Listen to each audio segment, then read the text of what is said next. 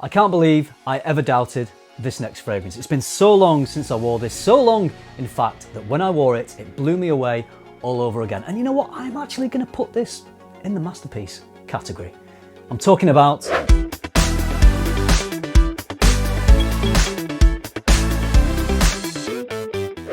well, it's been a while. I missed you. I've actually taken a little break from uploading on this channel, but that has given me the opportunity to wear some of my favourite fragrances I haven't worn in ages. And I'm going to tell you what they are. Stay tuned. If you love fragrance as much as I do, head over to my online store, luxparfum.co.uk. You'll find my favourite brands, plus brands you can't find anywhere else in the UK. Link is in the description. So yeah, I took a little break from uploading on this channel. I've not been bone idle though. I've actually been putting a lot of work into videos on my other channel, which I'll leave a link to on the end screen and in the description below the video. Really trying to get that channel going. But it's been nice to not upload actually, because it's given me the opportunity to take a step back and get some perspective and really think about the kind of videos I want to put on this channel. And it's really difficult to have that perspective when you're in the middle of churning out videos every week. The last few weeks is the first time I've not uploaded at least one video a week on this channel in around 5 years, so I think I was due a little break. The other good thing about taking a break, and other fragrance YouTubers will know what I mean when I say this, a lot of the fragrances that I wear are dictated by the sort of content I'm making. So whether I'm doing reviews or lists, I'm usually choosing fragrances that I need to wear to be able to make that content. So I would say 90% of the time I don't really have the choice to wear what I want to wear, but the last few weeks have been so nice because I've been able to just look at my collection and really wear the fragrances that I want to wear and choose some fragrances that I know that I love, but I've just not had the chance to wear them in quite a while. So I've really enjoyed revisiting the fragrances I'm going to tell you about. So I've got 8 fragrances I'm going to talk to you about today, and the first one is from Amouage, and the reason that I wore this, and I haven't worn this in a few weeks, maybe even months, but recently they released their X-Ray collection and I've been massively enjoying Interlude 53. I've got a travel sprayer of that and I've been wearing it so much I've kind of nearly run out, and I sort of don't want to run out of that just yet. And the day that I was wanting to wear that was just when I was at home. I was just chilling out. I just really was in the mood. I was craving Interlude 53, but I thought I'd better not spray it just in case there's only a drop or two left in my travel sprayer. So I went for the next best thing, and it's probably as good in my opinion. I chose Interlude Man Black Iris. Hadn't worn this in a little while. I sprayed this on and I remembered how good it is. You get that Interlude DNA. I was really craving that Interlude DNA, and I don't have Interlude Man, so this is the only bottle of an Interlude fragrance that I have. I sprayed this on and it scratched that Interlude Man itch, but what you also get is a little bit of that earthy orris in there as well. I think it's just as powerful as Interlude 53 X-Ray. I think it does a similar job. I've had some amazing reactions out in public wearing Interlude 53, and I don't think this is really different enough to not get those kind of reactions. So anyway, I was just at home. I really was in the mood for Interlude Man. I sprayed on Black Iris. I sat there watching Netflix in my own Black Iris scent bubble, happy as a pig in pajamas.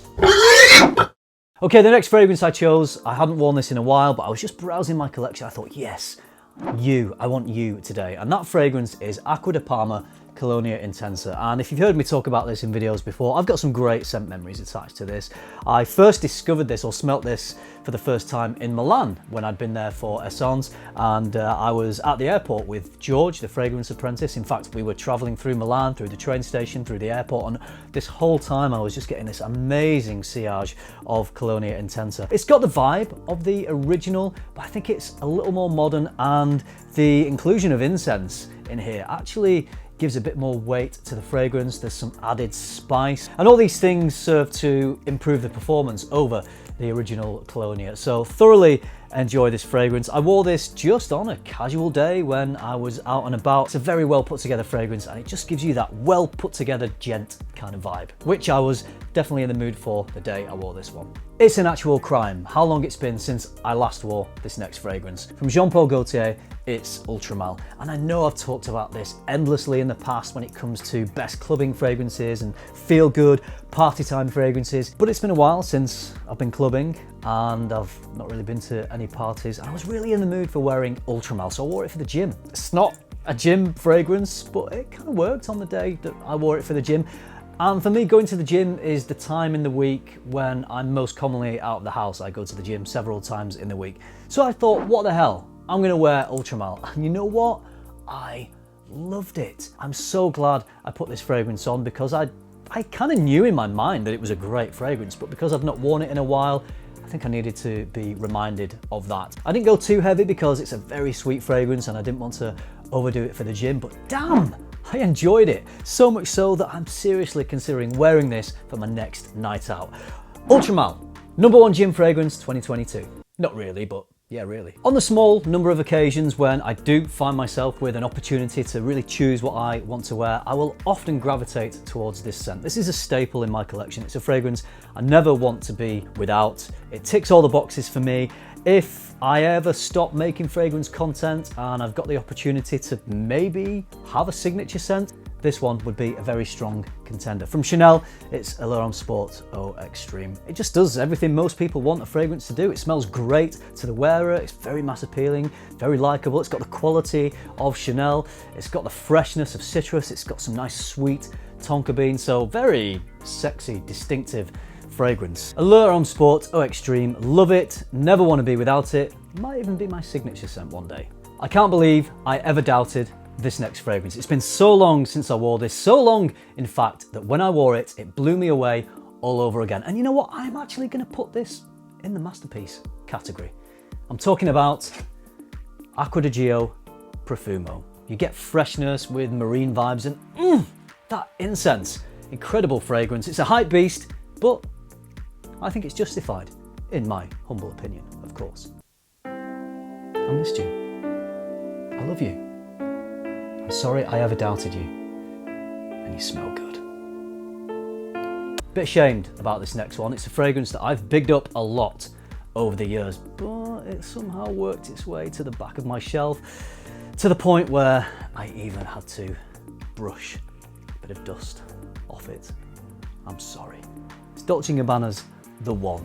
I actually wore this for a casual trip to the cinema. Excellent daytime fragrance. It's not a statement-making, room-filling scent at all because it stays relatively close to the skin. It doesn't actually project that much, but I think it's got a subtle assuredness about it, which I really love. So it's a little bit fruity. The spices in here pop nicely. There's some ginger and cardamom. Really nice, smooth, sweet orange blossom in the mid, and then tobacco and amber, so it's a sexy little bugger. If you want a very good, casual, very likable, easy to wear fragrance, this is the one.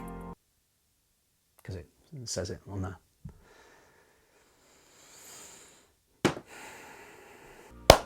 DHP, Dior Homme Parfum. I can never decide whether I like Dior Homme Parfum or Dior Homme Intensa the best. I think I probably like both equally. But I chose to wear Dior Homme Parfum after not having worn it for a while for date nights. This wasn't another gym fragrance. Yeah, I don't think I could get away with wearing this one for the gym. So, date night with my wife. I was looking at my collection. You know I love Dior. I was thinking Dior Homme Intensa. I thought, no. Date night, let's go for something that works better in the night. I think Dior Homme Intensa is great for a date night fragrance, but I also think that works very well as a daytime fragrance. But for an evening fragrance, when you're dressed up a little bit more and it's a special occasion, I think Dior Homme Parfum just goes the extra distance because it's got a lovely leather note in there, and I get a little bit of booze from this as well. Anyway, love it for a sensual date night fragrance. Again, it was another cinema trip, and then we went out for a nice meal. This lasts a long time on me. I was getting wafts of this throughout the meal, so I'm assuming that my wife was enjoying it as much as I was. Even if she wasn't, I loved it, and it's been ages, too long since I wore this fragrance. I am definitely not going to leave it so long until the next time I wear this. Dior Homme Parfum, again, masterpiece, maybe? Let me know in the comments. Now, this next one is a statement maker. This is my favourite from the house of Nasomatto. If you know me and what I've talked about in the past, you know that I am about to hold up Pardon to the camera. I would say it's been weeks rather than months since I last wore this because I can't ever let too much time go by without wearing this fragrance. If I'm undecided and I know I want to wear something that I love and that will maybe get noticed, like I said, bit of a statement maker, then I'll often choose Pardon. I really love the oudi, chocolatey smell, and I'm talking about it being a statement maker, but it's also got this nice, sweet, likable, mellow quality that just balances it out really nicely. I've had people say how much they enjoy this fragrance. So it's very distinctive, but very likable and mass appealing in an interesting way at the same time. I actually wore this one last week for Sunday lunch, not just at home. We actually went out to a pub, so it was a bit of an occasion. We got dressed up and this was just perfect. I could not think of a better fragrance to wear on a lazy Sunday afternoon in an old pub, eating a roast dinner in the winter time. Pardon from Nasomatto, the last fragrance I am talking about in this video. It's been great to be back. Lovely to talk to you again. Let me know what fragrances you've recently worn that you haven't worn in a little while, and why not? Have they got pushed to the back of your shelf? Have you got too many fragrances that you can't decide which ones to wear? And even ones that you love somehow just don't get as much wear as you would like. That's the problem, isn't it? That is the problem with having a larger collection of fragrances, is each fragrance is going to get less wear. If I'm being honest, a lot of my fragrances here and around me haven't had that much sprayed out of them. That's why it's been really nice to spray some out of my favorite fragrances, and you should wear the fragrances that you really enjoy. All right, that's it from me on this one. I hope you enjoyed it. Thank you very much for watching. Remember, keep tuning into FM, keep smelling good, and I'll see you in the next one.